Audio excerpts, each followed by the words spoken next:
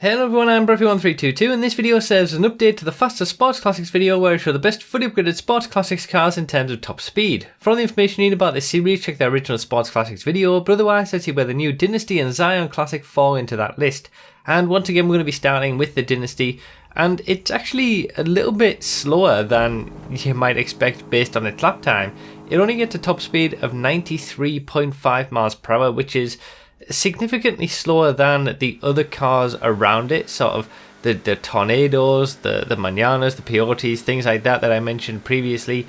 It's actually a good 4 or 5 miles per hour slower than those in terms of top speed, which means that it gets most of its lap time that we saw from the lap time testing video earlier today from its cornering ability. And obviously, even though it's slower in terms of straight line performance, it is quicker in terms of cornering ability because it has that deflector modification which adds traction like a spoiler. So interesting how it builds up its lap time there differently, even though all of these vehicles are incredibly slow.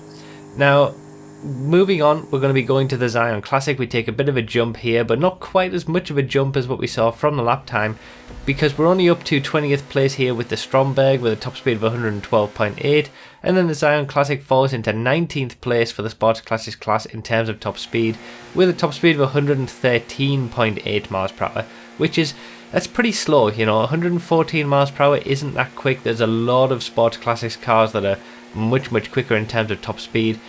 Yeah, it's just not that impressive of a top speed, considering it doesn't get too bad of a lap time. That probably comes more from its cornering ability.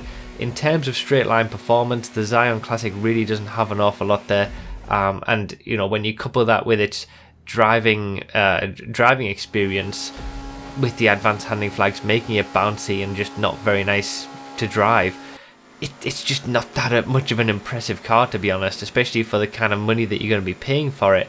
And obviously in comparison to the Z-Type, we're going to see the comparison here where they both exit the tunnel at exactly the same time and the Z-Type just drives away from it.